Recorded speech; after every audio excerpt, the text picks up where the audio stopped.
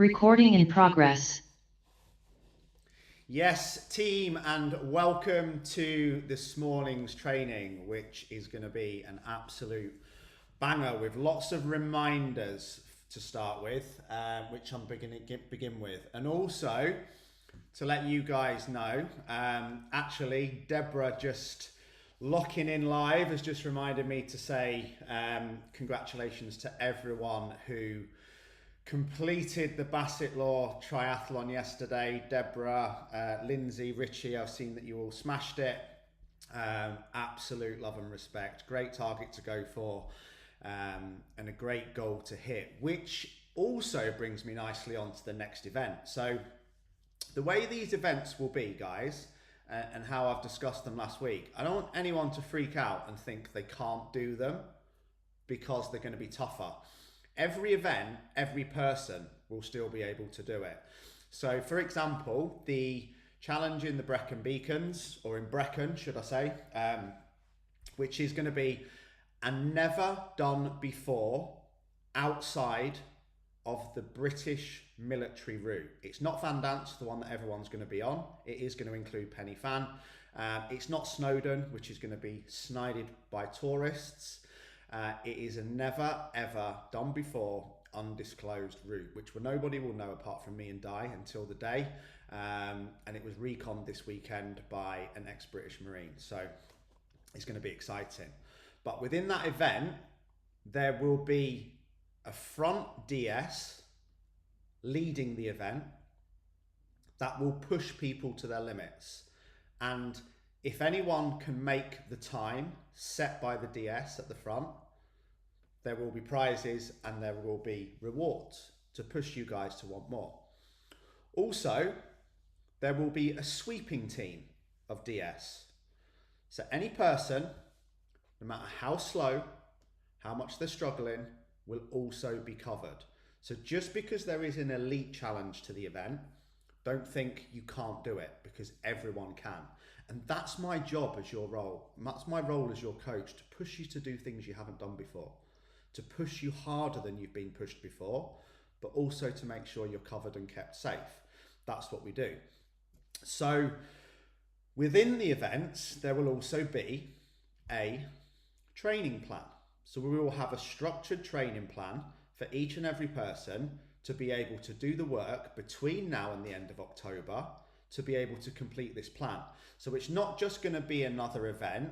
It's going to be like we went back to when we were doing the marathons. So we have this event to achieve this goal, and we have a training plan to focus on leading up to that event, which will ultimately lead us towards the goals of better fat loss, better fitness, more fat loss, more strength, more endurance, better mindset, and all these things, without focusing on those things, because we're just going to be focusing on the training plan that needs to be nailed to lead up to the event and everything in between.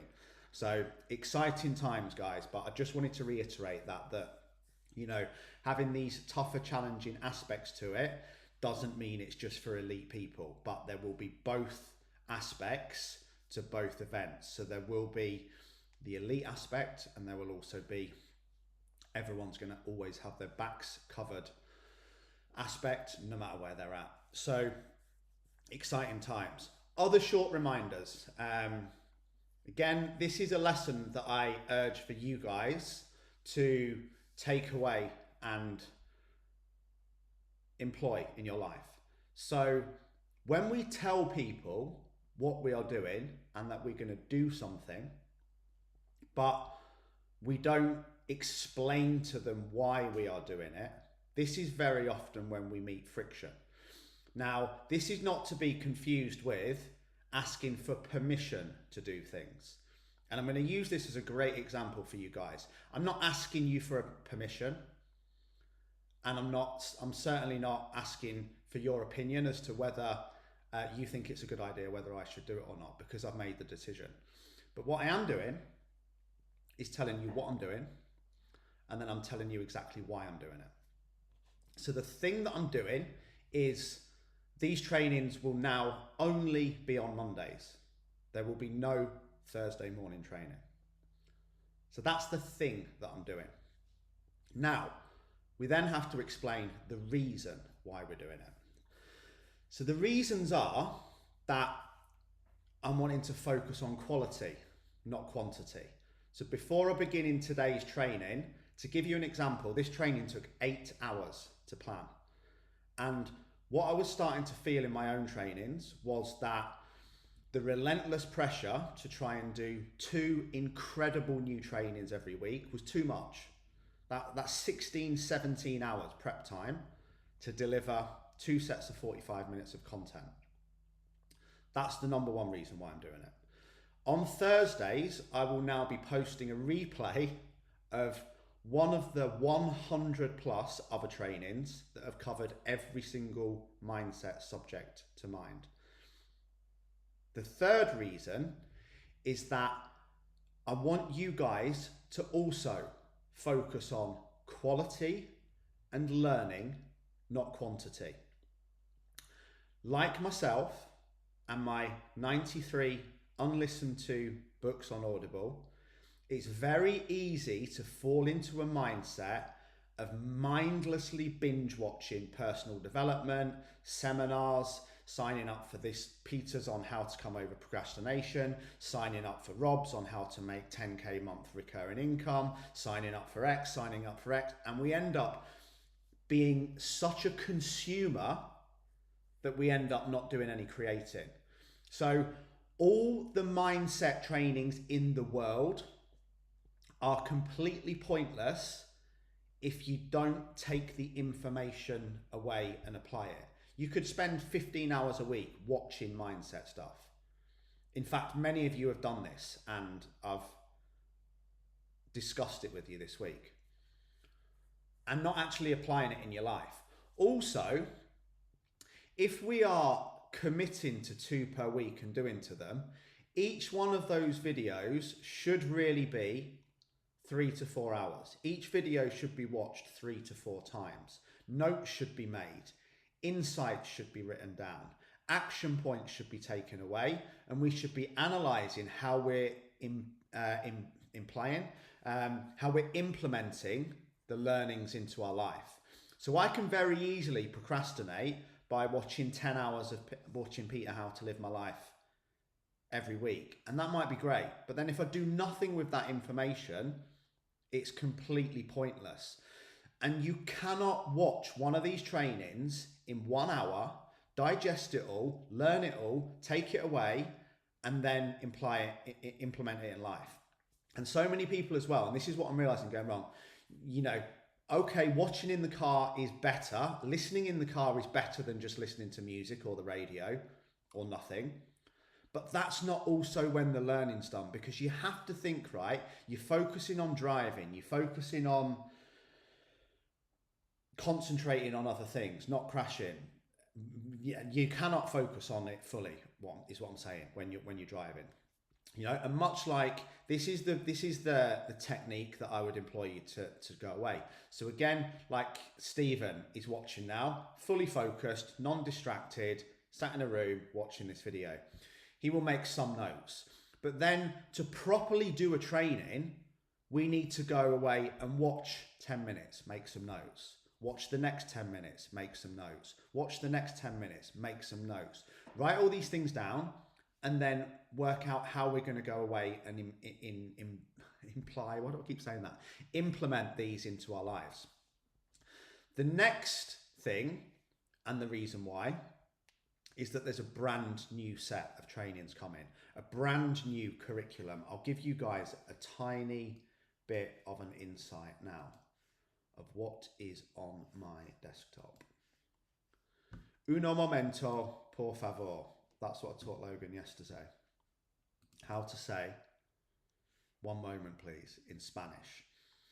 So we are going to be working through these new levels, and this is going to be on a brand new seminar curriculum driven mindset membership site with tasks and learnings to do from each session, which you can then submit.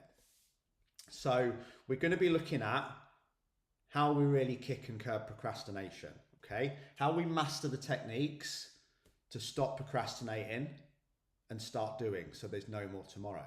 So we might be procrastinating on doing what we need to do because we're mindlessly watching mindset sessions. We're going to work on busting self-sabotage so we can find out why you've been your worst enemy and how you can start becoming your best friend. We're going to work on unlocking the health code so we can stop moving towards these fads and these gimmicks and have a proven science-backed plan to approach long-term health and vitality. We're going to be looking at further mindset trainings and how we can completely re-engineer our thought patterns to cultivate a success mindset. We're going to be assessing peer groups again and how we learn to surround ourselves with people that lift us up, not drag us out. We're going to be looking at overcoming fear and how we can conquer all anxieties and all the fears that have been holding you back from living the life that you love. We're going to be looking at relationship revamps. This will actually be starting on these live sessions next Monday. I've got a full 5-part series on mastering intimate relationships and mastering relationships full stop. So we can discover the art of attracting and maintaining relationships, intimate and not, that bring joy and meaning to our lives. We're going to be looking at how we can challenge our career, how we can start a business, and how we can break our income ceilings. So we can learn strategies that will allow you to take your career past your wildest dreams. We're going to be looking at energy elevation so we can tap into secrets for sustained energy and focus and achieve more in less time. And we're also going to be looking at how we make all of this a joyful journey. So how we bring more joy into everyday life for us and those around us, whilst focusing on the process and the journey and being present, not the prize. So that's a little insight into what's going to happen. So again, these are going to be very carefully strategic planned trainings. So actually we're going to be getting more. Still with me. So moving swiftly on to today's training. Sorry guys, final thing. If you haven't had one yet, you will be having one. Some people have had them. Some people have had the invite but ignored them. Some people haven't had the invite, and if you haven't, you will do by the end of this week.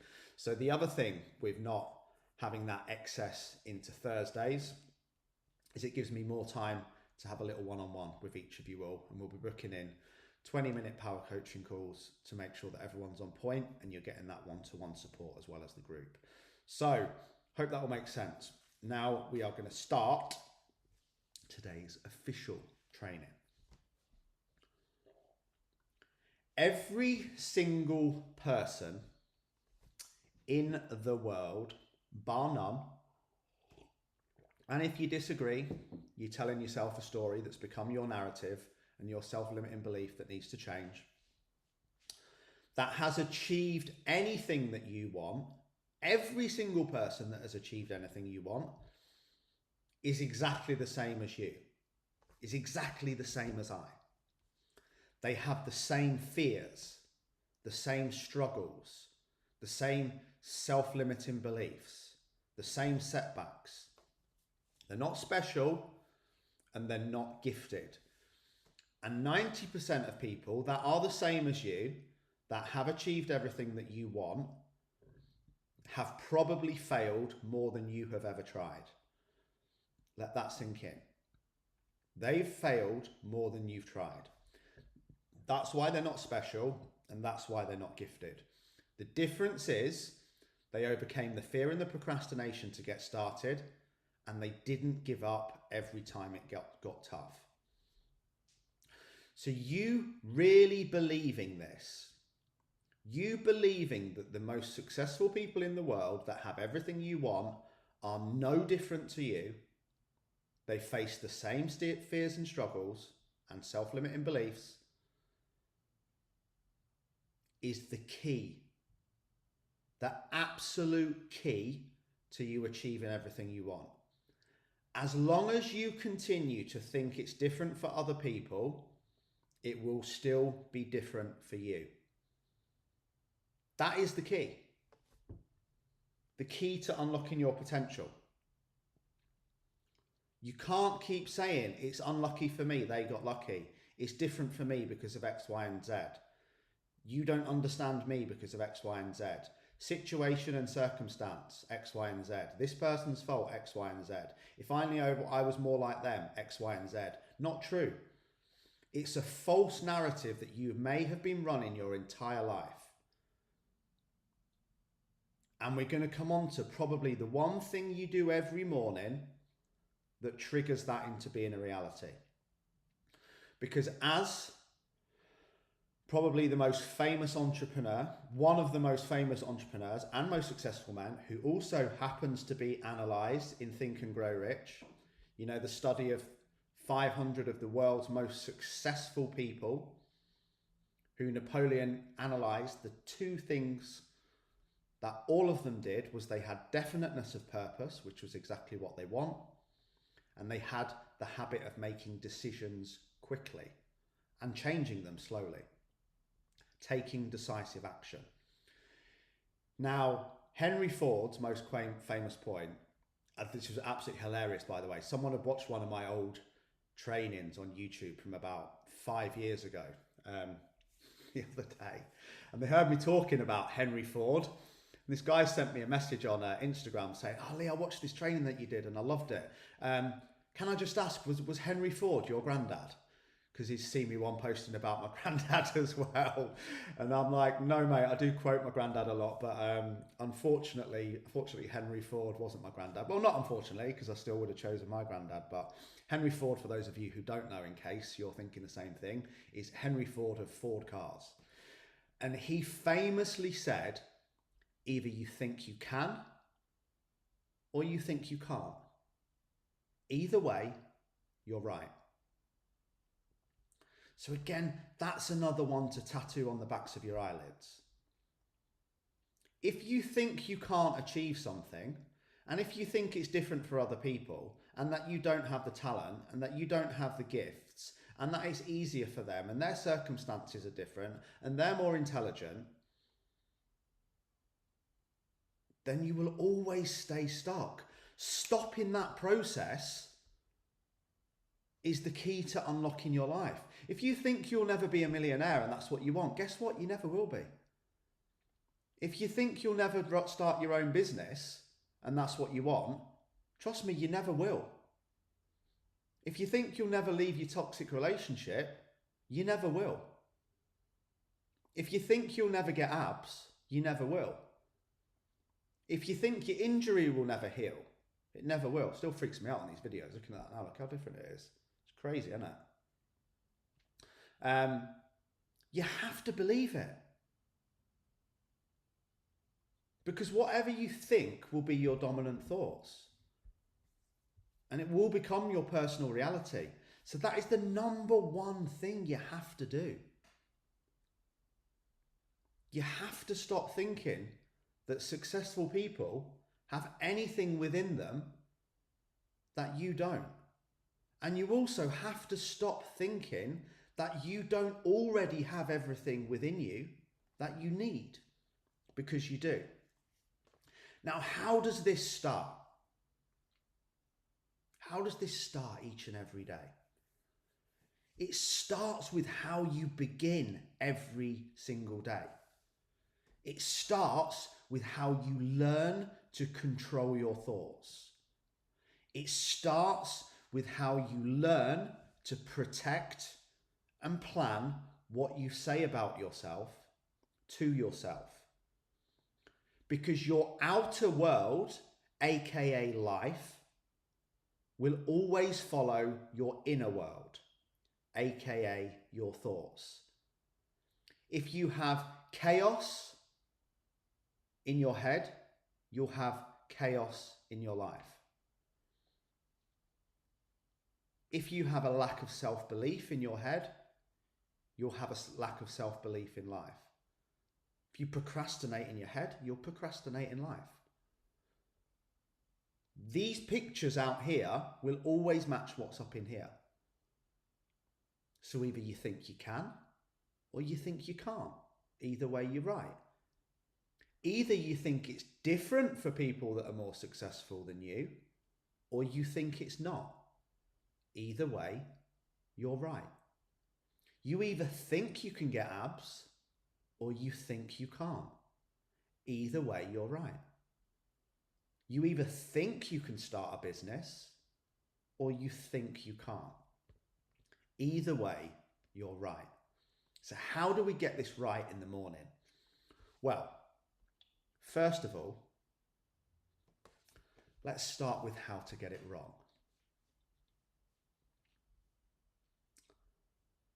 This is how we get it wrong every single day. And I've been doing this a lot this year. In fact, until I got a handle on this, I'd say I've been pretty much doing it every single day. In fact, I haven't just been doing it every single day. I've been doing it twice a day. Which is why I left the WhatsApp group. Which is why, by the way, I love that you guys are still rocking it. I still see it every day. I'm just not in it. So don't start taking the piss out of my bald head or how short I am in there, because I'll find out. But also, let's get back to what the WhatsApp group's for. What's it for in an evening? Posting your 3 strategic wins, no matter how small.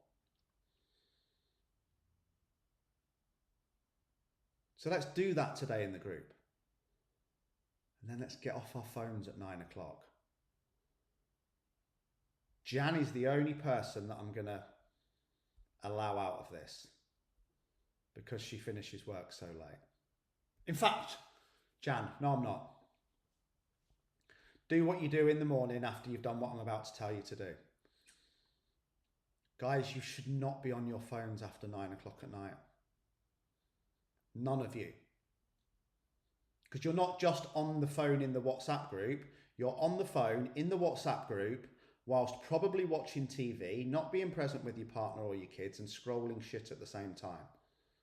Wondering why you've got chaos in your head.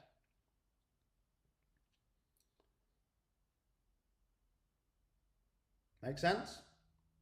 So what's the worst possible day to start today? What would have been the worst possible day to start this morning? Here's what it would have been. Beep, beep, beep, beep. Alarm goes off. Oh, right, Monday, time to get up. Oh, yeah, she's done a training session. Oh, fucking hell, who the fuck does she think she is? Oh, God, freaking hell, the ex is moaning again. Fucking hell, weather shit, isn't it? Instagram. Oh, fucking hell, I wish I had a body like him. I'm never going to look like that. You get the point, guys, right? People are waking up and before even having a drink of water, stretching or momentarily controlling their own thought process, which is the key to results. Chaos in here, chaos out there. We're jumping straight on social media, straight into the WhatsApp group, straight onto scrolling, straight onto emails, straight into work, spectating and reacting probably to everything that's going on around us. Not our world, the world. But this is the reality of the modern world. Around 80% of the world start their day in that way. Since these little fuckers have become part of society. Side note, I'm on a challenge now to have my phone on me, full stop, for less than 2 hours per day. And by the way, when you start to talk shit about, I need my phone on me because of X, Y, and Z, bullshit.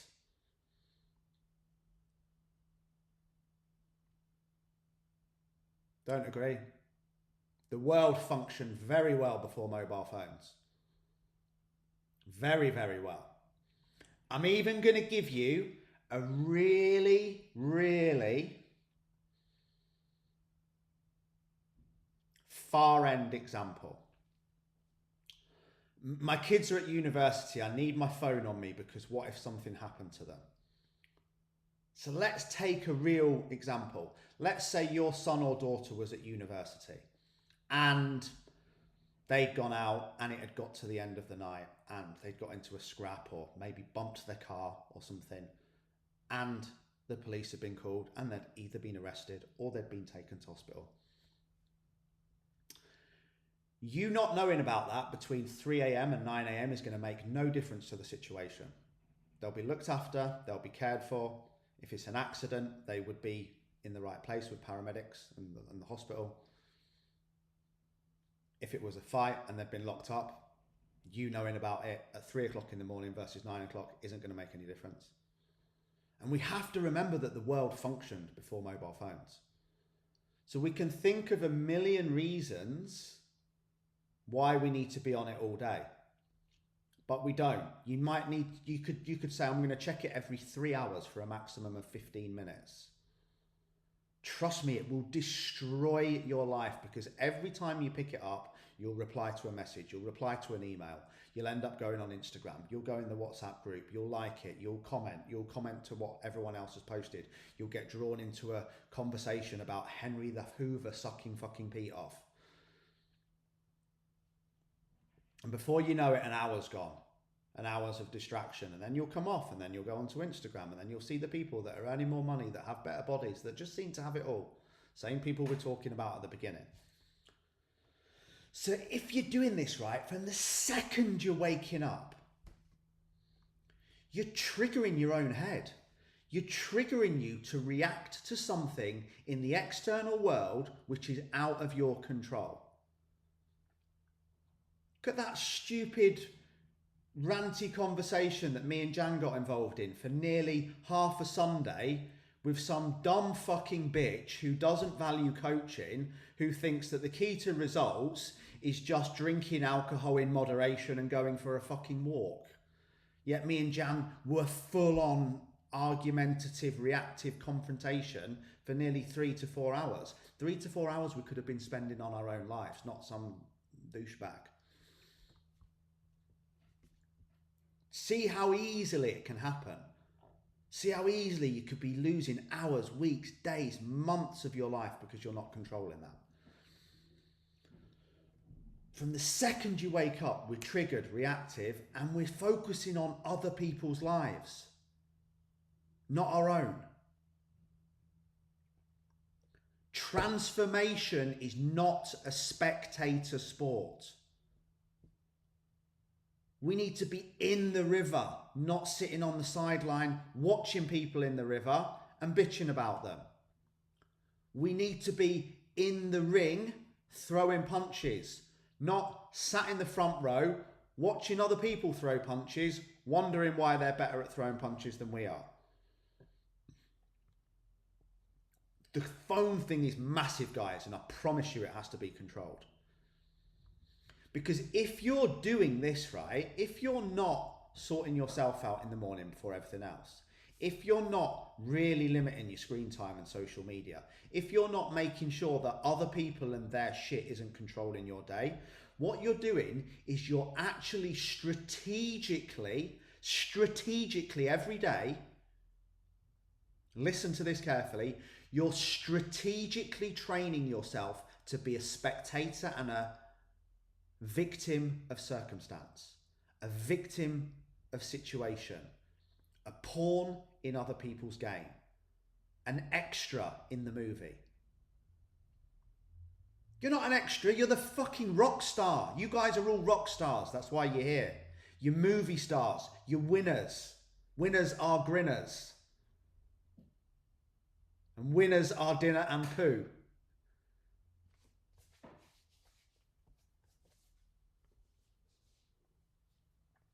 But again, don't be fooled, right? You might listen to that then. Those who watched my stories yesterday know what I'm talking about. You might be thinking, that's a bit contradictory. It's clearly on his stories load yesterday. Everything that's on my stories yesterday is the complete totality of what I filmed on my phone. And I can say that on oath. 3 photos and 1 video at Gulliver's and 1 in the car. That's it. So again, you can still do the thing, you can still share your life, you can still do your stories, but have a limit on it, right? You can still spectate other people's a little bit. We're all normal. We're all nosy. It's human nature. We love what's going on. But say, right, I'm going to have a little nosy on my phone for 5 minutes and not react to anything. That's it. Then I'm going to get back to my mission. Don't procrastinate on the mission by being on your phone. Reward yourself with a little bit of procrastination. I'm going to nail down, stick that fucker in the drawer over there. I'm going to focus on me, my life, my goals, my mission, my dreams, my future, and the actions that I need to take towards that, because I've placed my attention on my intention. And then once all that's done, I'll reward myself for 5 minutes procrastination. I told you procrastination could be positive. Reward myself with a little scroll. Not scroll and then not get shit done. So, next thing. As I said, you know, what you're doing is, this is what I wrote down. You're training yourself to be a victim of circumstance, because you will always think that other people's circumstances are better than yours. Other people have it easier. Other people are more gifted. And basically, if you're on your phone all day and on the internet, listen to this. I fucking love this line. You will become a walking alarm clock for other people's agendas. Yes, Jan, the lady of the village who helps everybody do absolutely fucking everything at any time of day from midnight to midnight on no sleep. I can see you laughing. Listen up. Jan is a walking alarm clock for other people's agendas on many days. In fact, I think if there was a mission statement or a book or a what are they called? FAQs. Like you go into a hotel, don't you? And you get a book on the thing that's basically an FAQ that tells you what to do if this happens, what to do if that happens, what to do if this happens. In Jan's village, the answer to everything is ask Jan. What do you do if your pipes are blocked? Call Jan. What do you do if there's a bee infestation? Call Jan. What do you do if you've got loads of stuff to sell at the car boot? Call Jan. What do you do if you need your dog sorting out? Call Jan. What do you do if you need your fucking car jump starting because the battery's gone? Call Jan. What do you do if insert anything that happens within a 1 mile radius of the nucleus that is Jan's house? You call Jan. Now, I'm not saying don't help people, don't contribute and don't give. Of course, we should all do that. It's what we preach. But also, don't be a working alarm clock for other people's agendas. That stuff comes after you've done your stuff. Just like the scrolling comes after you've sorted your own mindset. So, here's another thing. Here's a tip, right, that's going to help. I'd love to see if anyone, I'd love to know if anyone has actually got this before I've bought it today. I couldn't decide which one to buy. Indecisive. So I procrastinated. I'm joking. It's only been 24 hours. Yeah, Nick, this sounds like how work life is for me. Just shut them down, Nick. Stop being, you need to do your jobs first. And then if anything else is left, then you give to others. But you give from an overspill. Right? You sort yourself out first and you give from the overspill. You don't give from the empty cup until the cup's more empty and you're tired, run down and switched off with chaos in your head because you spent the whole day wiping everyone else's ass.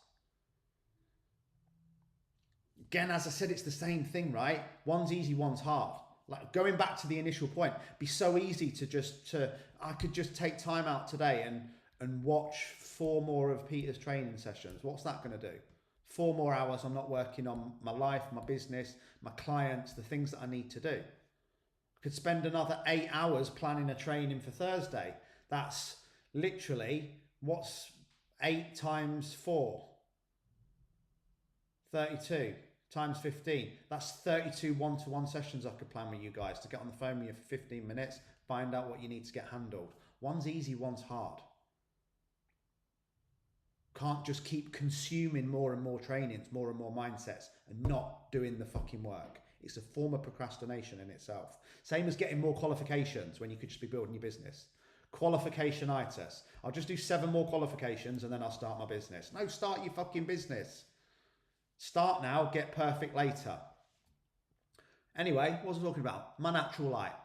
So it's a luminar sunrise light. Does anybody have one? So it's a natural light alarm.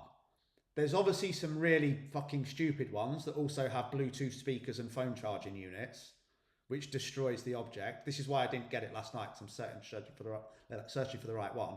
So it's basically a big bedside light alarm. So at 8 o'clock, once I've checked Logan's okay, my phone will be going in the kitchen drawer, fucking relentlessly, from today. And this light will be on my bedside table, and it wakes you up without a beeping and a noise. However, there is a beeping and a noise in case it doesn't wake you up as a safety barrier. But it will start to light the room at the time you've set it, like natural sunrise. So you'll wake up from light, not sound. How calm does that sound? And guess what? It also has a sunset one.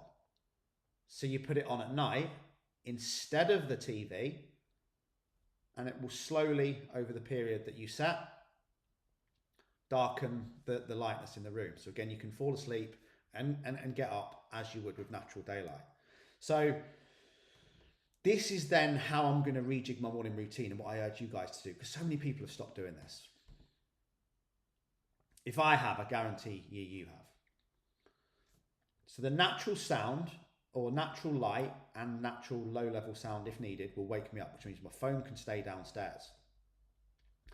I will have a litre of water and my vitamins next to my bed as a reminder. So before I even go downstairs and start to get distracted, I'll hydrate and I'll take my vitamins. I'll then move into the second bedroom where I've set up a stretching unit, because again, whilst injured, I'm focusing what I can do, not what I can't do. So I'm working on a strategic routine to unlock every single part of my body that I've damaged by lifting heavy weights. I'm going to be trying to unlock my shoulders, my hips, my toes, my knees, and returning my body to the natural state it was in before I spent 20 years running into people twice the size of me on a rugby pitch and lifting big weights, trying to make myself sexy so I could get more love and validation. So those are the 2 things I can do at the moment: stretching and mobility, running, fitness, mindset. There's loads I can do. I could fill a whole day with that. So I will then, without any distractions, without even getting my phone, I will then go for a 30-minute walk where I will have preset personal development on the notes page, the link to listen to, not on WhatsApp, not on Facebook, not on Instagram, just the YouTube link to the thing I'm going to listen to that morning. So again, I don't get distracted. And when I finish my half an hour walk, I will come home and I will journal my dreams, my goals, the life that I want, and the intentions that I need to do for that day to move towards it. Only at that point am I now ready to start the day. Does that make sense? How different is that? Woken up calmly, hydrated, straight away focused on me, my life, my dreams, my goals. Have had no interaction with any other human whatsoever. Got out, fresh air, grounding. Working on my mind, controlling my thoughts. What are my dreams? What are my intentions? Now I'm hydrated. Now I've stretched. Now I've moved. Now I'm awake. Now I am ready. You'll probably see a completely different energy even on this live this morning from doing that. So we must quiet the mind before redirecting it to where we want it to go. You can't redirect it in noise. You can't set your attention on your intention if you're focusing on what other people are doing. You can't create calm if you've got chaos. You can't be in the game if you're watching the game. You can't be in the river if you sat on the sidelines. So do everything you need to do to get your mind and your body in the optimal position possible each and every morning before even picking that digital computer thing up. Sort your mind out first. Sort your energy out first. Sort your strategy for the day out first, which is based on your dreams and your goals and your aspirations, not what other people are doing and why it might be different for them. Do that before anything else, especially your phone. So what I want you guys to do today is to redefine your dreams. You haven't lost motivation, you've got distracted. And if you haven't got big goals, I was going to say something so inappropriate then, but I've paused because sometimes I know my audience. If you don't have big goals that get your juices flowing, that get you excited, that you want to run towards, that you know when you achieve them it's going to be the best thing in the world, and you've kind of started to settle for where you are, settle for what you've got, think you're okay as you are. That's why you've stopped doing the work, because you haven't got the thing that you're moving towards. So if you don't know what you're moving towards, you're never going to do the work. When you're not doing the work, you're going to start getting distracted. When you start getting distracted, you're going to start scrolling and spectating other people's lives. And before you know it, you're turning into a whiny little bitch which thinks it's different for everyone else. Everyone else in the world's got it easy and they're all doing better than you. See how that entire thing ties in? So redefine your dreams today. What do you want? How do you want your life to look? What do you want to achieve? How do you want your career to look? How do you want your relationships to look? By the way, the amount of research now that I've done on mastering intimate relationships, probably because I'm 43, 44, 44, and still never had a successful one. And I kind of want to understand why. That could be like 5, 6, 7 trainings, guys, because it's a huge subject that I've really loved learning about. But again, it's the same thing. Most people are more focused on other people's relationships than they are on their own. Or all they're focused is on what's not working in the relationship rather than what they love and appreciate about the person in the relationship. Mostly very often because they're probably comparing their relationship to the highlights of other people's relationships. I wish he treated me like her fella treats her. I wish she treated me like his girlfriend treats him. Chaos. Focus. So redefine how you want your relationships to look. Redefine how you want your body to look. Redefine how you want your business or your career to look. Redefine everything, where you want to live, where you want to travel, what experiences you want to have, who you want to spend more time with, who you want to spend less time with. You've got to get clear and redefine exactly how you want your life to look, and make sure from the second you get out of bed to the second you go to bed, that is where your dominant thoughts are. That is what your attention is on. But we've got to redefine it first. And then you need to redefine who you need to become to take the actions to move towards that. So if you're the person who gets out of bed and starts scrolling on your phone and is distracted for 3 hours at the beginning and the end of the day, and wondering why there's chaos in the middle, you just found out why. No one should come before you, and that's not selfish. That doesn't mean we don't give time to others. Like I said, we give from the overspill once we've sorted ourselves out. And when we sort ourselves out first, guess what? It's the most unselfish thing in the world, because everyone in our lives gets the best version of us. So get clear today. Super clear. Not just on what we want, but on the actions that we need to take every day to move towards that, no matter how slow, each and every day. And then not just the actions, but the person that we need to become to make all of our dreams a reality.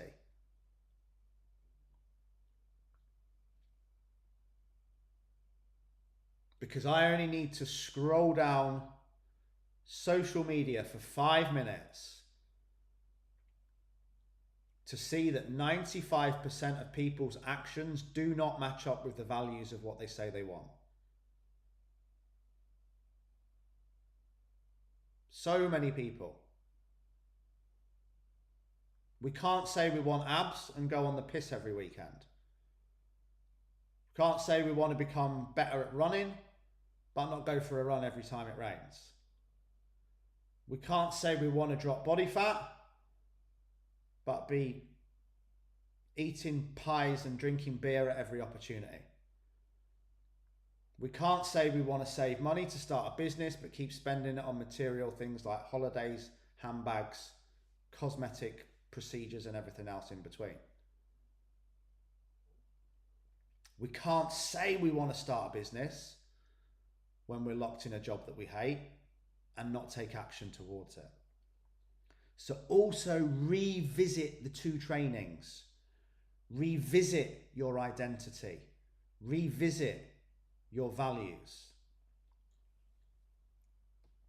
I am a strong, powerful, driven, focused man who wants to inspire and impact people on a global level to live healthier, wealthier, and happier lives, be a role model to all, especially my son. That's identity. That's what we went through. Why could I reel that off so easily? Because I write it down and say it every morning. Redefine your identity. Who are you? What values do you stand by? And do they match up with your actions? Go back to that today. Redefine your goals. Redefine what actions you're taking. Redefine your identity, which is who you are, what you do, how you behave. And redefine your values. What values do you live your life by? What do you need to do more of? What do you need to do more of this week? Taking action. What do you need to do less of this week? Making fucking excuses. What new actions do you need to start doing? What current actions do you need to stop doing? Why are you here? What do you want?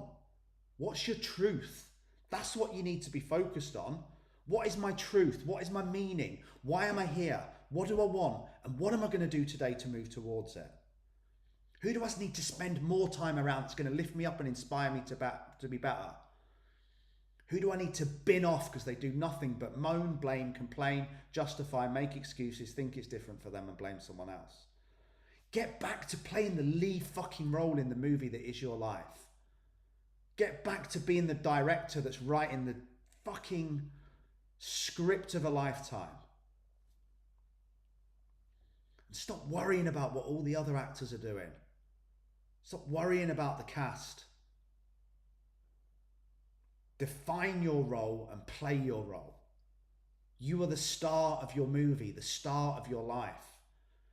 And you have everything you already need within you. It's your life that matters, not other people's. Your life, your mission, your purpose, your goals. Stop being a fucking walking alarm clock for other people's agendas. Because one day you're going to be dead. And I don't want any of you to be going to your grave with any regrets. And if you want to know how I know all this, because 95% of it I've been doing myself. Regularly. Mother Teresa syndrome. Who's heard of that? My mentor said that to me today. He says, don't take any offense to this, Lee. And I said, I won't. I never would. He says, you've got the worst Mother Teresa syndrome I've ever seen in my life. Really? Okay. Then he explained it. It's much easier to run around wiping everybody else's ass than to wipe your own, isn't it? Thinking I can save the world. Spending time on people that don't do the work. People that don't show up. Listening to bullshit. Binge watching mindset sessions. Listening to stories. Listening to bullshit. Putting everyone else before myself. We all do it, guys. We all have some form of Mother Teresa syndrome. Why? Who knows why? Because it makes us feel good. That's why. Helping people makes you feel good. Jan, this is exactly why you do it as well, by the way. And it's not a bad thing. You take all this time out of all your day, and this does have to be a combination of the two, to help and support other people, and they all love you and they thank you for it and they support you and they think you're so amazing, and you get to the end of the day and I feel great. Everyone's just telling me, everyone's putting me on this pedestal. They're telling me how amazing I am, how much I've helped them, how much I've supported them, and yeah, fucking not done anything today. Nothing on my list, no intention towards my goals, no walk towards my dreams, no actions, just literally alarm clock for other people's agendas, walking around all day, wiping asses, fighting fires, but subconsciously feeling great. And we also do it. One, it makes us feel great, which is human, we love it. Two, it makes us feel included because people appreciate us. Three, it massively distracts us from our own life. Your life is what matters, not other people's. Doesn't mean we don't love other people, look after other people, support other people, but don't do it at such a Mother Teresa level that you're the person that gets to being 60, 70 years old and then you're angry at the world. You're full of regrets because you never did any of the things that you wanted to do because you spent your whole life wiping other people's asses, pandering to other people's needs, feeling sorry for them. Again, this is why, I'm still feeling the need to apologise it for sometimes. But, some of you guys might think I'm being a bit harsh on you, but good. I'm not here to be your fucking pal. I'm here to upscale your life. I'm here to help and support you. I'm here to get results. I'm here to help you unlock your potential. And Mother Teresa didn't unlock people's potentials. She might have had an amazing life with a lot of growth and contribution and inner great feelings. Probably, I don't know a lot about Mother Teresa to be honest with you, but probably ended up very tired. So the reason why we do it is because it's a lot easier. This is why the classic parent syndrome. Classic female syndrome as well, ladies. Those of you who treat your husbands and partners like fucking 12-year-old kids when the men need to man up and realise, you know what, they can actually make a fucking sandwich and wipe their own arse. Mothers and fathers, to be fair, that just, I know, but it's for kids, isn't it? And I'm not saying don't do things for the kids, guys. You know how important that is to me. But we can, very subconsciously, without knowing it, spend our entire life running around, looking after everyone, and it makes us feel great, but deep down we're dying inside and we're moaning about our own lack of direction, our own, we'll end up bitter, resentful. I could have done so much, but all I did was stuff for other people because it made me feel good. And it was essentially a lot easier and a lot less uncomfortable than doing the stuff that I needed to do for myself to achieve the things that I wanted to achieve, that actually meant that my kids, my partner, and everyone else would have actually had a better life because one, I empowered them to stand up for themselves and start doing their own work. And two, when I became the best version of me, they got the best version of me.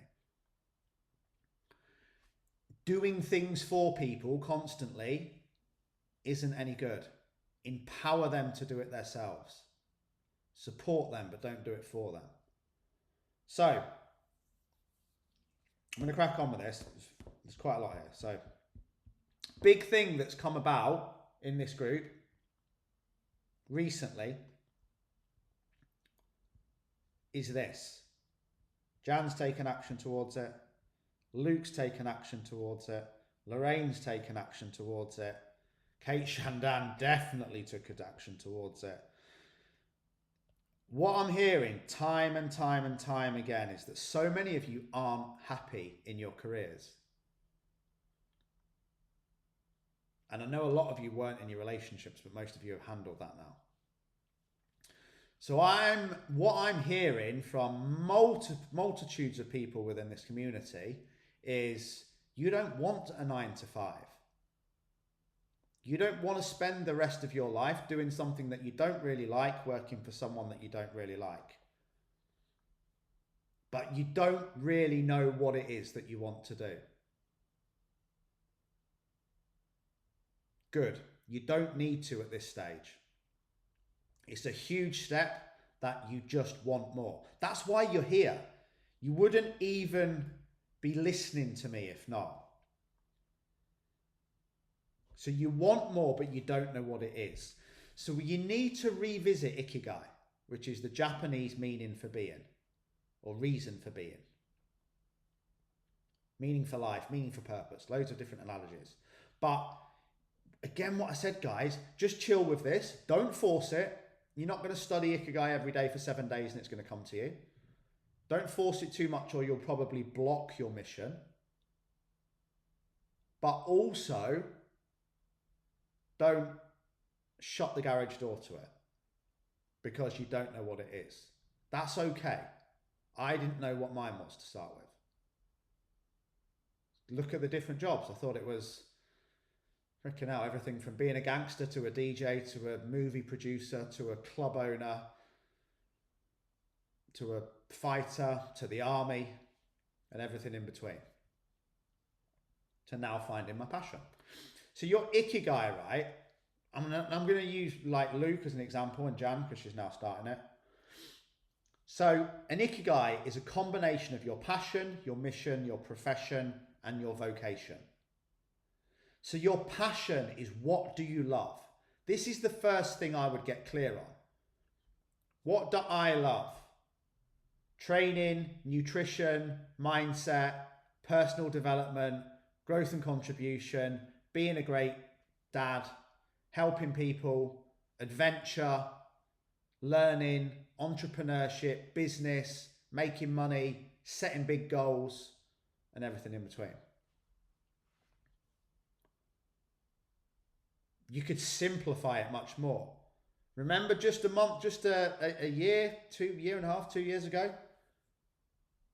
Luke was stuck in a job that he hated, working long hours, with people he hated, going nowhere fast.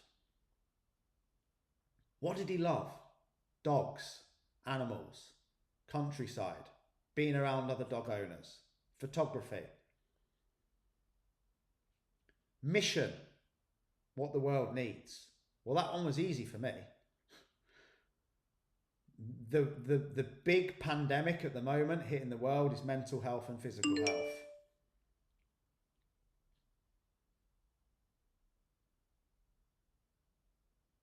So the world needs what I've got to give.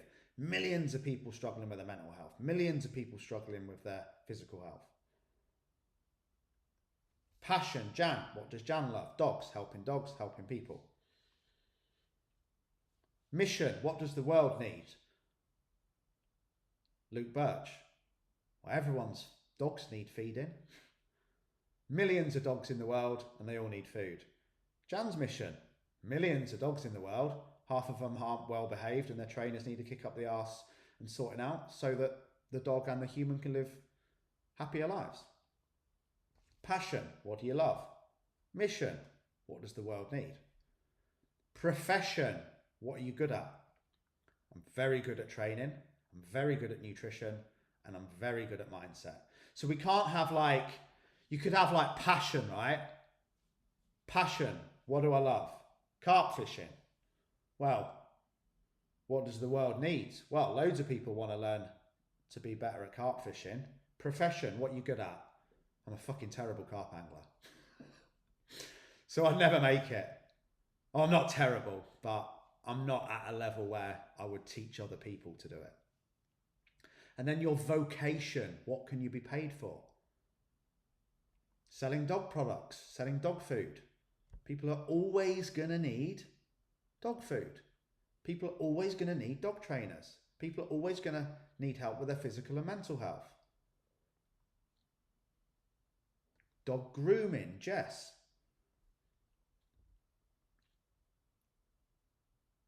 Stacey, what does she love? Beauty. What does the world need? Loads of people need beauty treatments. What's she good at? Beauty treatments. Final one, vocation. What can you be paid for? Beauty treatments. Passion. Jessica Corton, what does Jess love? Dogs. What does the world need? Dog groomers. What's Jess good at? Grooming dogs. What can Jess be paid for? Grooming dogs. But it might not come to you straight away.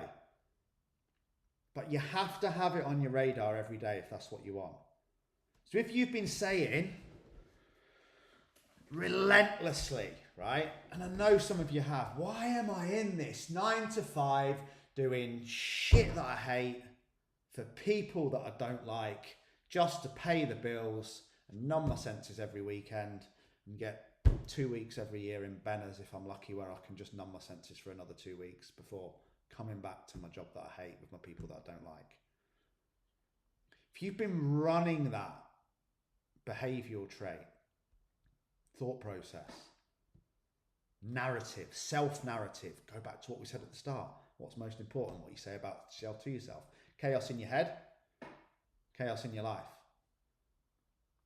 We can think, I hate my job, I'm not good enough to be self-employed, nothing ever works out for me, it's different for everyone else, and run that every single day. We can run, it's not different for me, I'm exactly the same as everyone else, I'm exactly where I should be, opportunity is everywhere, how do I take action towards it?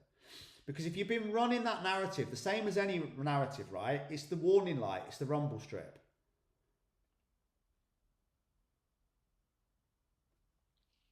Guess what? If you're a fat fuck who struggles to get up the stairs without getting out of breath, and you can't even play with your kids, and you're tired and you're mardy and you're miserable all the time, excuse my language, and you're doing nothing about it, it's a fucking warning light. It's a rumble strip. If you're miserable in your job, you've got Friday euphoria and Monday morning blues, and all you ever do is moan about how much you don't like your job and how much money you don't have. Great, fucking rumble strip. Fucking warning lights flashing up on the dashboard. Guess what? If you're constantly arguing, sleeping in different rooms, and you've not had sex with your partner for over 3 months, and you're arguing all the time, fucking rumble strip, warning light, dashboard. The problem is, guys, why do we keep ignoring it? Why do we keep turning up the radio? Oh, I know I'm hitting that rumble strip and I'm about to go off that ravine and die or live an unhappy life for the rest of my life, but every time I hit that rumble strip and the world says to me, this career isn't working, this diet and nutrition plan of alcohol and pie isn't working, this not going to the gym isn't working, this relationship isn't working, we just turn up the radio. I'll just drown that out until eventually I'm dead and life's finished. And I died miserable, mardy, stressed, overweight, overwhelmed, overworked. I'm miserable. I don't want that to happen to one of you guys. I don't want that to happen to anyone. But we ignore it because, 1, we're afraid of change. 2, we're afraid of the uncertainty of the alternative. Number 3, 4, 5, don't even know what number I got to. We're going to go right back to the beginning of this training. You don't believe you can do it. Either you think you can or you think you can't. You can have the certainty of the miserable, sexless, argumentative, non-loving relationship, or you can have the uncertainty of chasing pure passion, love, and fulfillment. You can have the certainty of the dead-end job that you hate, or you can have the uncertainty of going after your dream and starting the business you've always loved. You can have the certainty and security, staying in your comfort zone, at home, eating pies, drinking wine, thinking it's different for you, or you can have the uncertainty and chance of failure of going to the gym, sorting your life out and getting a healthy diet. But the reality is, all the alternatives, one, they're uncertain, and two, they're harder. That's why we turn the radio up. I've got all this feedback saying that my relationship's working and I don't like my job and I'm fat. The world's telling me everywhere, bing, bing, bing, bing, bing, telling me every single day. But I just drown it out. Because all that stuff to change it, that's really hard, that. Classic couples relationship syndrome. What are we going to do with the house? What are we going to do with finances? Can I survive financially on my own? What about the kids? What about the mortgage? What about what so-and-so might think about it? This is coming onto the trainings, by the way, guys. But I really like his mum and dad. And her mum and dad really like me. And we do all these family things together. And da-da-da. There we go. Let's state 100 reasons why to stay in the toxic, sexless, miserable, mind-numbing relationship. Classic procrastination. Okay? Because the alternative is hard. Making the big decisions, having the courage to leave, realizing that everything will sort itself out. Financially, you'll be okay. Guess what? You've survived 100% of your best days. What's the worst thing that could happen? Tell you what the worst thing could happen is, I spent another 20 years in a miserable relationship because my parents really liked him. Because I was worried about living in a different house. Because I was worried about finances. Because I'm that stupid that I thought that my kids could be happy for 20 years even though I'm fucking miserable. Anyway, I'm not going to go off on that tangent because that's going to go into the other trainings. But it's a warning light, right? If you don't change, if you keep turning up the radio to block out the noise that's waking you up to tell you that change is needed, the pain will get worse. Don't ignore the rumble strip. Don't ignore the warning light. And like I said, I'm not saying you all need to go out and quit your jobs and dump your partners tomorrow. Sometimes it might just be a conversation within the job or a conversation within the relationship which heals it. But it's one of the two things. Trusting me, ignoring it is a one-way route to nowhere. Now, I want you to think of, when I get into flow like this, I wonder how long I could do a training for without stopping. Anyway, we'll not go that one for now. I've got Jan at 10 o'clock. Got 48 minutes, 47. So, life is your coach. Tattoo that on the backs of your eyelids. Life is your coach. Life is your teacher. Life is your personal trainer.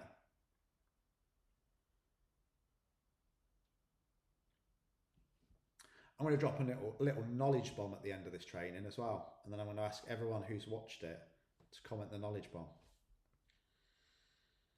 So what do I want to do as your coach, as your personal trainer, which is the same as what life wants to do for you? You want me to push you harder than you can push yourself, right? You want me to believe in you more than you believe in yourself. You want me to have more confidence in you than you've got in yourself. When you go for a session with a personal trainer or a coach, you want to be pushed, right? You want to be sweating.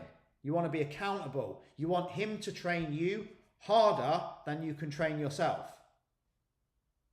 And he does that.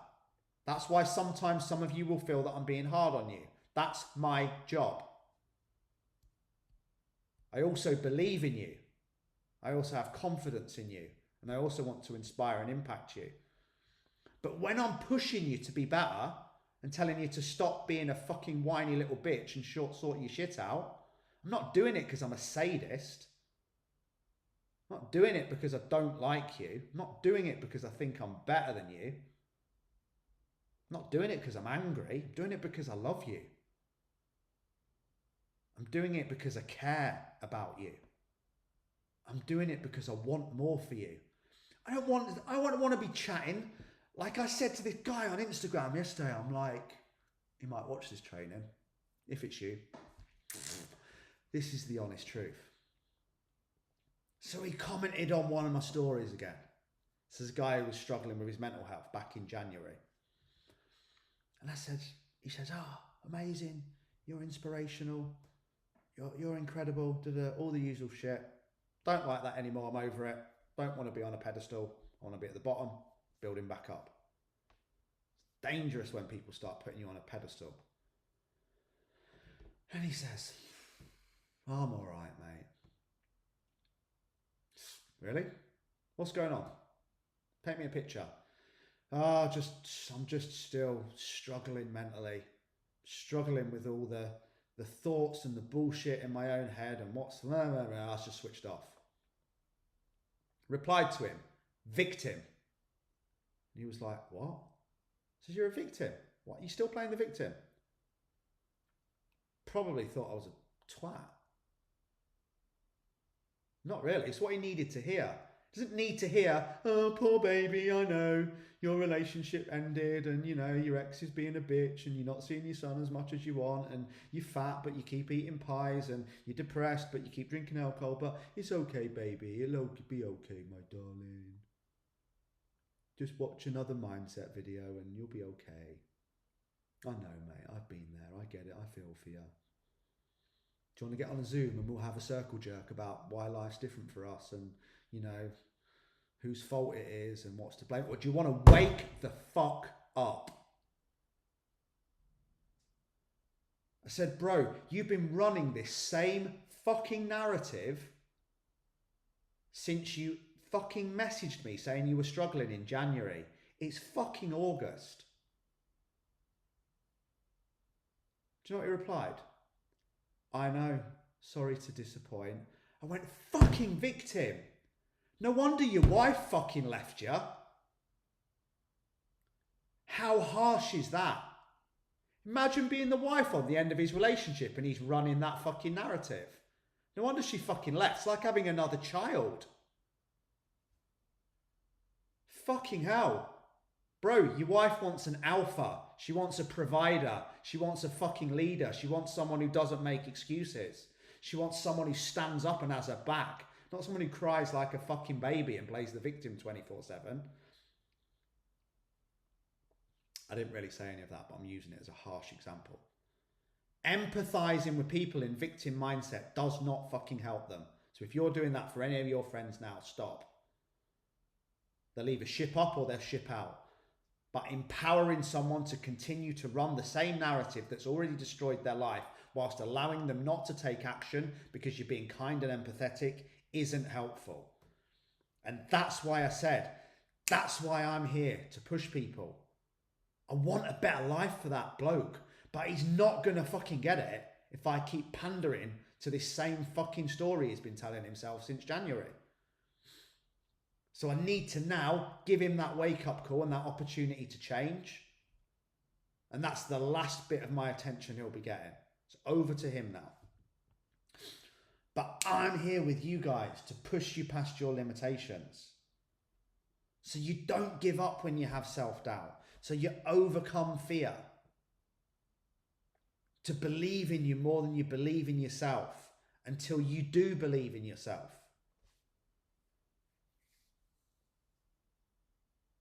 Sometimes we need someone to believe in us more than we believe in ourselves until we do believe in ourselves. I said this to a mentor of mine once. He had so much confidence in what I could achieve. So much confidence. And I'm like, mate, I love how much confidence you've got in me, but I can't fucking see it right now. I'm struggling. Do you know what he said? He said, here, borrow some of mine. He says, you don't need your own confidence now. You just need to keep doing the work. And until you do, here, borrow some of mine. That's what a great mentor does. Give you enough confidence and belief in yourself until you have it in yourself. Now, the point of all that drivel that I've just been going on about is life is the same as a coach. That guy that I was talking about, do you not think life's given him enough fucking warning signals that the narrative that he's running isn't working? Mate, your fucking wife's left you. Your wife doesn't want you to see your kids. You've been moaning and telling yourself the same bullshit story about why it's different for you, but not taking any action since January. Like, how many fucking warning lights need to go on the dashboard before we say enough's enough, time to change? And this is why life is like a coach. But you have to listen to the coach. You have to listen to life. Life loves you. The world loves you. The universe loves you. God loves you. And he wants more for you. So every time you're taking the actions that aren't leading you towards the life that you want and the dreams and the outcomes, he's going to keep giving you a wake-up call. Bro, your wife just left. Wake up. Bro, you're 17 stone. Wake up. Bro, you've been moaning about not enjoying your job for the last 5 years. Wake up. No, we'll just keep turning up the radio. We'll keep turning up the radio on the car until eventually the rumble strip drains out and we go over the central reservation and die, aka the end of our life. Don't ignore the rumble strip. Right, life is always challenging you to go for more. Life is challenging you to be more. Life is your coach. Life is saying one more rep, don't quit. Think of the gym analogy, right? You have to do more reps. If you keep quitting every time the reps get tough and the muscle fibers are killing, and your brain says, stop doing that, that hurts, it's painful. And you go, okay, yeah, I'll stop doing that. Oof, fucking fuck that. Back to the pie. We'll never go anywhere. It's like,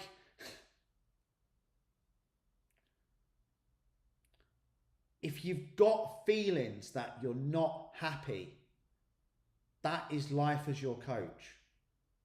It's signaling you to change. It's signaling, I can't fucking say that word. Signaling. Do you remember as a baby, right? Before I go off a tangent here, I could not say ambulance. I used to say ambulance. It didn't matter how many times someone said ambulance, ambulance. Couldn't say it. Anyway, signaling. It's signaling to you to accept the challenge. It's signaling the alarm clock. It's signaling the rumble strip.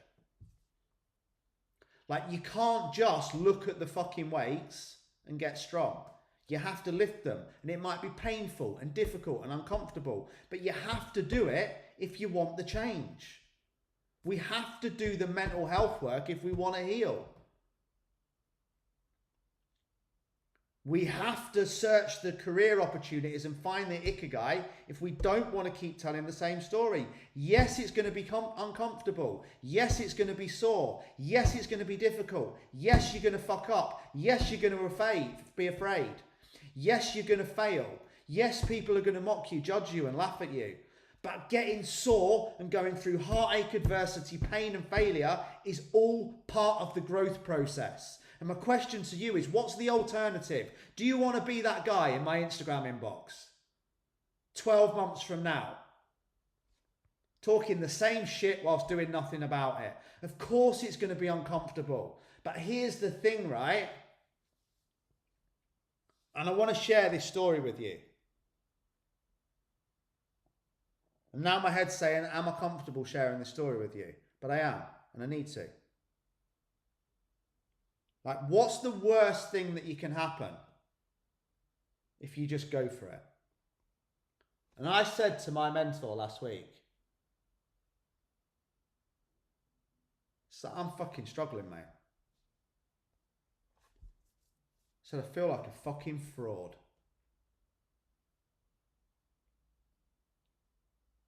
I said, why? So, well, no one's joined my coaching plan in 5 weeks. I haven't made a penny. And all I've done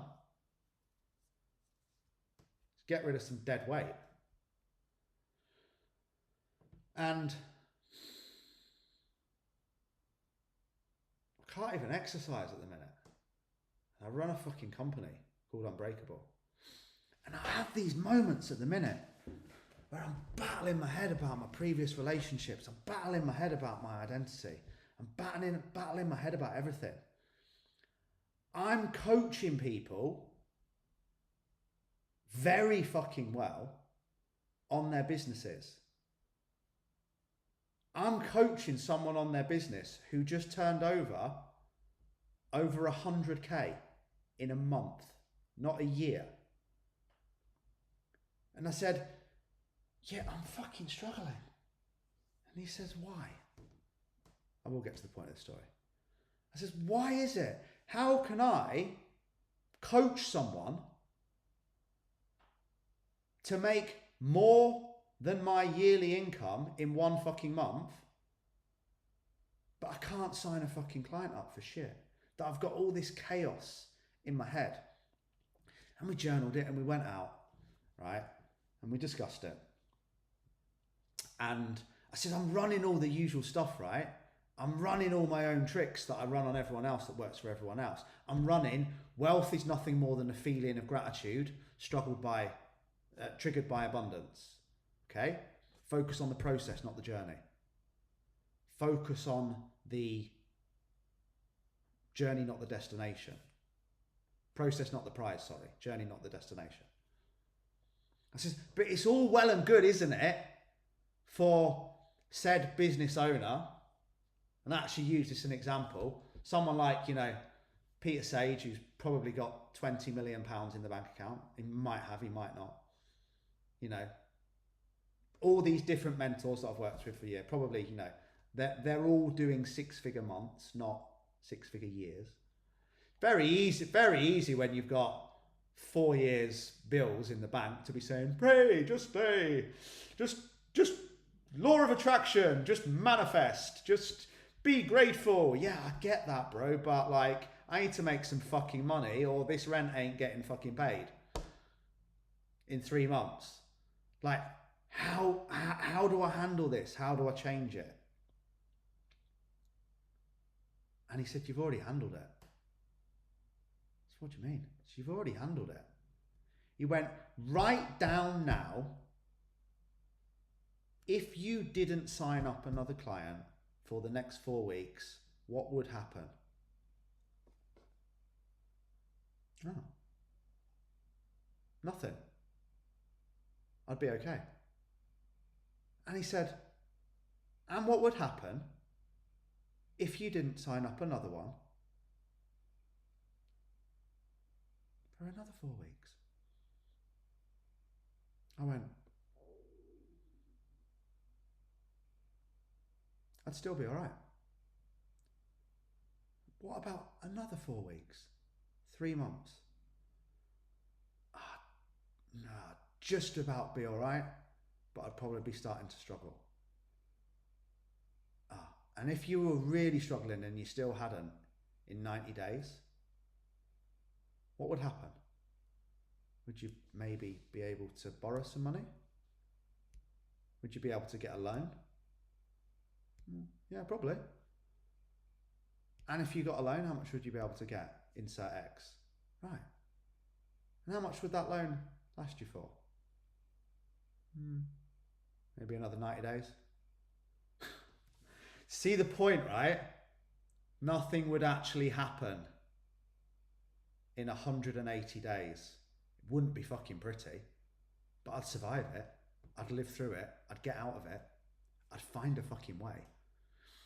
So basically, you're creating a load of fears that aren't even real. Does that make sense? So we have to get rid of the fear of losing what we have and go after what's possible. So as long as I stand by what I'm doing and keep what I've been doing, which you guys might do as well, is like he said, I've got 100% confidence in you. As long as you keep doing the work and focusing on the processes of what we're doing, your dream is going to come true. If you keep focusing on the outcome, you're not going to want to do the process because it's not like it's going anywhere. So if we just keep, we need to know what we want, but then we need to be focusing on becoming a process-based person, not an outcome-based person.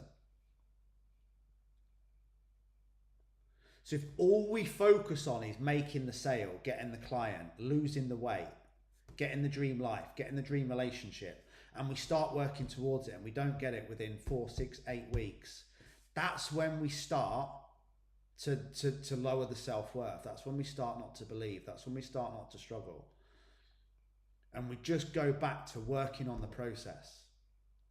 And also understanding the whole point of that story. So what I've written down is, let's let go of fear. Let go of the fear of losing what you have, the certainty of your dead-end relationship, the certainty of your job, the certainty of whatever it is that you think you're certain about, because you're not. Your boss could ring you tomorrow and say, Stephen, you're fired. I hope he doesn't. There we go. Where's Stephen? He's there. I'd have fucking egg on my face if he did, wouldn't I? I'd be like, mate, what? Are you like some kind of voodoo witch? You did that live yesterday and I got a phone call, Stephen, you're fired. But we need to let go of this. If you lose your house, someone will fucking put you up. If you lose your job, you'll find another one. If the business fails, you'll find another job or start another business. If the relationship ends, you'll find something better. Whatever the thing that you're afraid of doing because you're worried about losing the thing that you have, which is the certainty that you have an inappropriate addiction to that actually doesn't even exist, is the key to moving forwards, because you're a long time dead. And I don't want any of you to live with any regrets. Like, it's so random yesterday, right? Because since I've been doing all these trainings, which I'm going to read it for you guys, I like psychoanalyze couples. Doing it yesterday at Gulliver's. And like, you can see it a mile off. Like a family and a couple with a child, when it's pure love, pure fulfillment, pure connection, absolute unconditional, beautiful, beautiful energy. And it's rare. And then you can see probably 70% of the other couples clearly both got pissed last night, snapping at the kids. I watched this guy whose little girl, fucking bless her, she was about 3, with a fucking double chocolate cornetto and a white top. Who would even do that? And she's got it all fucking out, like all over her upper head, and then she's dropping it, and it's on her shoes. I'm thinking, God, I've got Pikachu face paint all over my beige hoodie. I'm alright. Fucking wash, wasn't it? And his missus is getting fucking angry at him because he's sat on his phone over there trying to reply to a message. Then he's like, "Oh, you having for fuck's sake, you having a laugh?" And then they're trying to get baby wipes out, and she's dropped one on the floor, and he's asking her if she's taking the fucking piss all in front of the child. I'm like, wow, thank you, that's not me. But the point I'm getting at is, it's this addiction to this certainty. So do you want the certainty of that or the uncertainty of chasing the other thing? Do you want the certainty of the job or the uncertainty of the new business? Because what we feel certain isn't anyway, as I said, and it never will be. But we have to let go of fear of losing what we have aka being alone, aka not finding another person, if we're going to go after what's possible? What are you actually losing? What you're losing isn't guaranteed. The dead end relationship, the person might come home and dump you. Stephen might get sacked.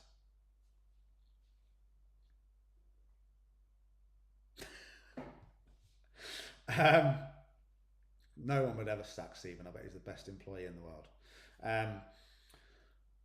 But we have to let go of the fear of losing what we think we can lose, which isn't real, because as I just said, if we lost the house, we'd find somewhere to live. If the partner dumped us, we'd find someone new. If we lost the job, we'd find a new one. There will always be a way, and that was the point of me telling you that story with my mentor. Whatever, no matter how bad it gets, Lee, you'll find a way. You always have. You always will. You've got 100% knockout record. You're 100% success story. So just keep going for the thing rather than going back to what feels safe.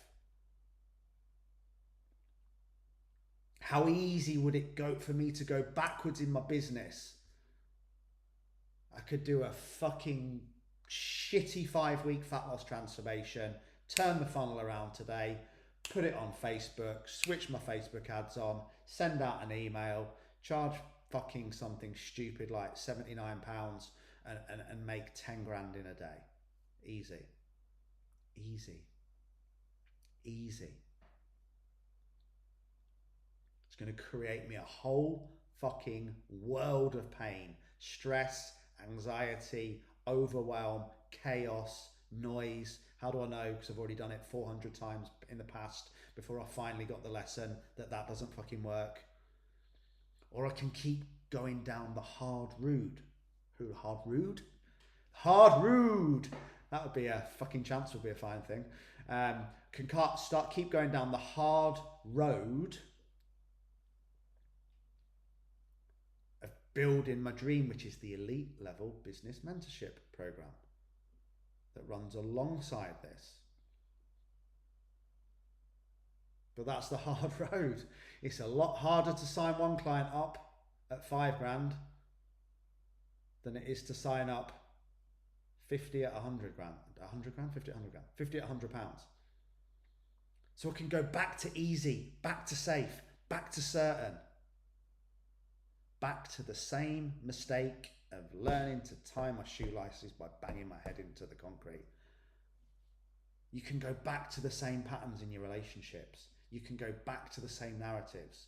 Or you can say, no matter how tough it gets, you, I, James, Gordon, Jan, Stephen, and anyone else, I'm going to go the hard road. I'm going to handle uncertainty. I'm going to take risks. I'm going to play the game.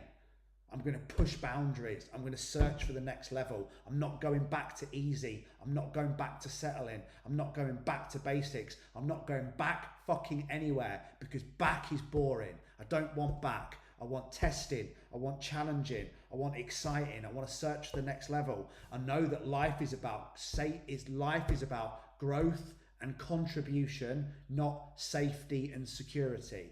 It's about passion and fulfillment, not comfort.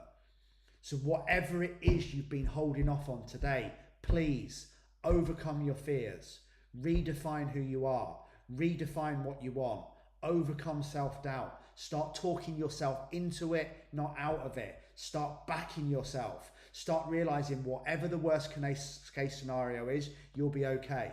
If you completely fail and fuck up and you do that for another 90 days, Lee, you'll still be fine.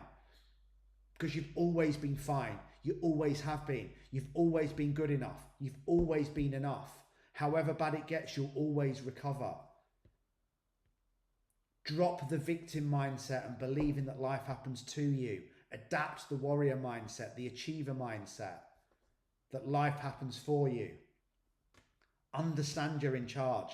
Understand that you are the master of your destiny. Understand these final things, that we can either say, I'm in charge, or we can say other people are in charge. We can either say, why me? Or we can say, try me. We can either go for it or we can procrastinate. We can either show courage or we can show fear. But the reality is, if you're still feeling stuck and you're still not swinging the bat of life and going for it, like I just said, I guarantee you it's almost certainly because of this one reason. It's almost certainly because you're still afraid of failure and what other people will think if you do.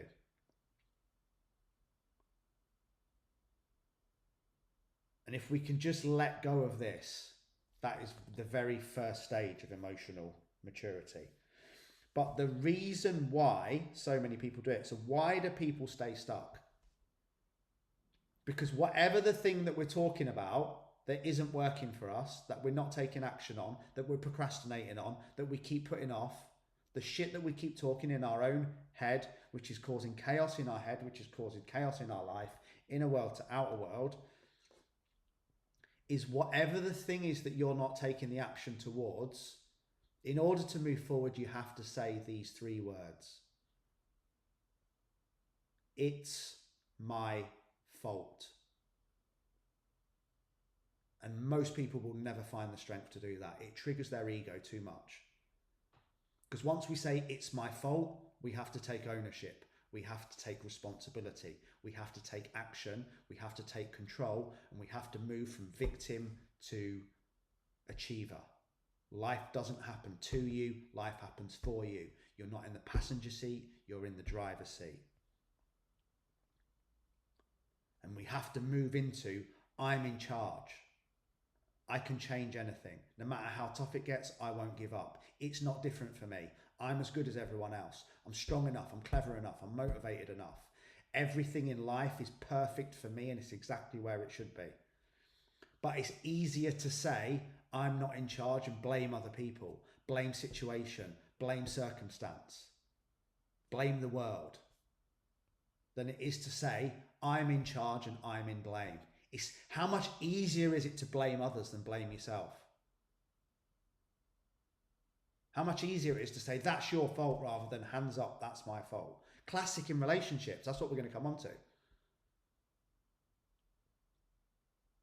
Every man in my life's always been a fucking arsehole. Guess what? Maybe it wasn't them. Bitch.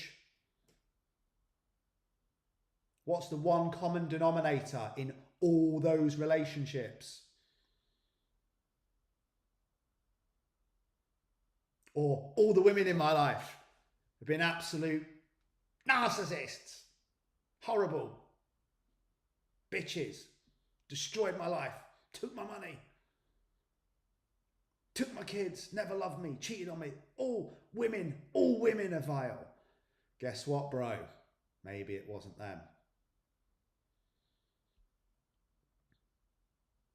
Relationships are bollocks. All men are the same. All women are the same. None of my relationships have ever worked out. What's the one common denominator in all the relationships? A lot easier to blame other people than it is to blame yourself. Because when you blame yourself, you have to say, okay, my hands up, right? My fault. Brutally honest about that. I'm the reason none of my previous relationships have worked. Simples. I'm the reason my business is not where it wants or where I want it to be. Simples. Guess what? Now I can take action. Stop blaming others. Stop complaining. Stop justifying. Search the answers. Want more and take the action towards it. That's the shit I'm talking about. Because I'm in charge. And once I've said I'm to blame, then I can say I'm in charge. But as soon as I keep saying, continue to blame other people, situational circumstances, I'm not in charge. Can you see how that makes sense? If you are blaming anyone else, you are not in charge. Do you want to be in charge, or do you want other people to be in charge? I want to be in charge. Now here's what I'm going to finish on. So I've got a little bit of energy left for Jan at 10 a.m. 16 minutes and counting. Could be the best 16 minutes of your life. So, you are enough. How many times have I said it? You're more than enough. You have enough. You were born enough. You were born a miracle. And you don't need more things to succeed. You don't need anything else than what you've got now to start a business. You don't need anything else than what you've got now to have your dream relationship. You don't need anything else to get more shredded than wheat and more peeled than an onion. You don't need anything else to run a marathon. You already have everything you need within you. You just keep telling yourself stories about why you don't. And you are exactly where you should be in life based on the stories you've been telling so far. You have everything you need. It's already within you. You don't need more brains. You don't need more discipline. You don't need anything. It's already within you. Now, to wrap this up, if you feel your life's not perfect right now, your career's not perfect right now, your relationship's not perfect right now, your body's not perfect right now, your energy, your vibes, everything, great. Start saying thank you for that. Thank you for giving me the wake-up call that change is needed. Because if I didn't have that, guess what? I would have fucking taken all this shit to my grave and then been doing what I said in my post last night. Sitting on my deathbed, talking to Logan, and he says, Dad, how was your life? And fucking shit, mate. Fucking shit. Busy. Never found love and happiness. Every woman I ever fucking dated was a bitch. Never made any money. Sorry we'd never got to do anything. Yeah, just chaos in my head, you know. I was going to start a business, but never found the strength to do it. I was going to go to the gym and lose some weight, but, you know, never ended. Just carried on getting fucking leathered every weekend. Carried on eating shit, stayed in the toxic relationship, stayed in the job I hated, was never present with you. We never did stuff together. You never got to live the life you wanted because I couldn't afford it, and basically I was just too tired because I was still getting leather every weekend. So sorry. Fuck that. You want to be that guy? You want to be that woman? You want to tell that fucking story? But if you're feeling any of those things, I get it, I was there. Pain was that bad. I tried to leave, I tried to check out, I said my time is out. Logan wasn't born then, let me just get clear on that. But it's the feedback to take fucking action. It's the feedback to take control. It's the feedback to get back in the driver's seat and realise that you can do have and be anything you want. But if you're not willing to take control, if you're not willing to say, I'm to blame for everything that's gone wrong so far, if you're not willing to take action, if you're not willing to overcome fear, if you're not willing to go through pain and discomfort, you will become that person. Because you have to decide what you want, redefine it, as I said at the beginning of this training nearly 2 hours ago. Get clear on what you want, get clear on why you want it, get clear on who you need to become to achieve it, and take action towards it, or you will become that person. Now, life is perfectly set out for you. I don't care whether you're 16 or 66, it's still perfectly set out for you. It's not the world that matters.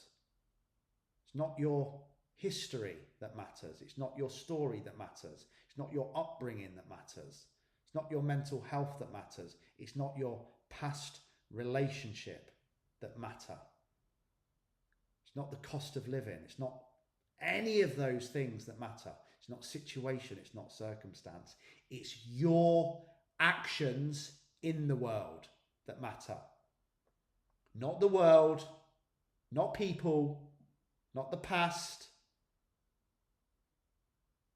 Your actions in the world, in your life. Your life that is going to be a blockbuster movie if you stop focusing on what the extras are doing. Now, here is a phenomenal metaphor to end on, which I stole from Peter. So thank you, Peter. Fucking hell, it's a good job it's tidy, isn't it? Or I'd have been fucked. Over there, we have a kitchen. Very clean kitchen. So cute yesterday, Logan, just before we left. Daddy, can I please help you clean and tidy the kitchen? Actually asking. But nice kitchen. Clean kitchen.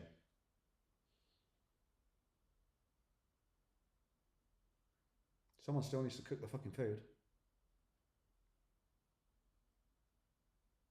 That kitchen is like the world. It's perfectly set out. But someone still needs to cook the food.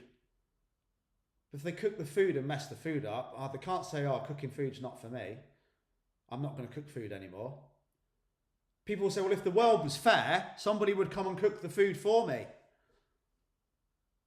I need someone to motivate me. I need someone to love me. I need someone to back me. I need someone to believe in me. I need someone to come into my world and fix it for me. No, the world is there. The kitchen is there. Go cook the fucking food. And if you don't cook the food well, the first 5, 6, 7 times, keep practicing and cook some more food. Have fun doing it. Enjoy the experience. Learn from your mistakes. But that analogy is so cool. Like you've all got a kitchen and the kitchen is your world, right? But if you're sat in your world thinking, God, I just need someone to come into this kitchen and cook some food for me, then everything will be okay. And, you know, if God loved me, you know, if things were fair, then God would come into the kitchen and get me a spag bowl on right now.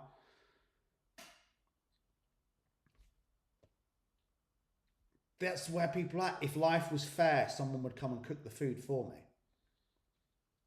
No. If life was fair, someone would feed me. No. You know, we can't complain about the food. We can't complain about the kitchen. We can't complain about the world.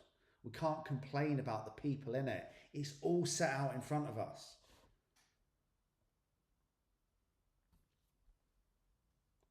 We have to listen to the feedback. We have to listen to the rumble strips. And we have to take them on board. And whatever pain we're experiencing, whatever isn't happening that's making us feel a certain way, whatever we're blaming, complaining and justifying, as I said, that's the rumble strip. We all do it. Don't get bum hurt. Take it on board. It's the warning light. It's the rumble strip. But then we have to move from there to taking ownership and responsibility and saying, fair enough, I'm to blame here. What can I do to move forwards? Because once we do that, once we truly take ownership, once we take responsibility, once we get clear on our goals, once we get clear on what's working for us and what's not, once we redefine who we are, what we want, what our values are, what we stand by, then, and only then, we need to adapt our behavior in line with our new insights and switch from victim mode to achiever mode. Understand that life happens for us, not to us. And that world is perfectly set out for us. And it's the same for everyone. The difference between winning and losing are the actions that we choose to take towards what we want within that world. Guys, I love you all. Peace.